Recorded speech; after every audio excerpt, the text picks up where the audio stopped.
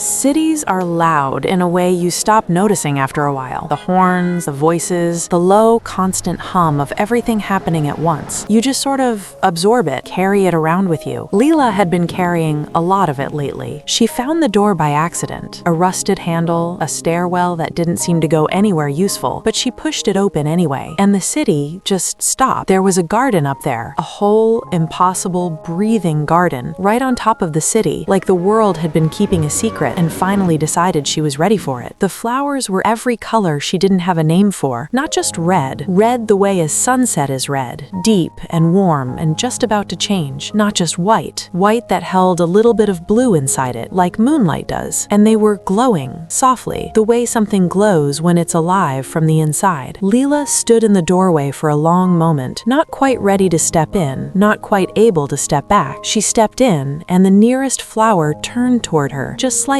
the way a cat turns toward you when it hears its name. Then, at the far edge of the garden, something flickered, a shimmer, a movement, something small and fast and bright darting between the leaves. She moved toward it. It was gone, but now there was something else, a cluster of petals near the iron railing, trembling even though the air was perfectly still, as if they were trying to get her attention. The garden kept doing that, showing her one thing, then pulling her gently sideways to show her something else, looping her through its little world, always drawing her back, eventually toward the fountain at the center, which glowed the soft gold of a lamp left on in a quiet room. And then she saw them, hummingbirds, but not real ones, made entirely of light, hovering between the flowers with their wings blurring into halos of gold and copper. A butterfly landed on her wrist, and it was warm somehow, warm like sunlight through glass, like a hand placed gently on your shoulder. She laughed, out loud without meaning to, this small, surprised, delighted sound that she hadn't heard herself make in a while. The flowers nearest to her lit up a little brighter, like they'd been waiting for exactly that. She wasn't the only one up here. A boy sat cross-legged near the far wall, not doing anything except watching a single blue flower open and close,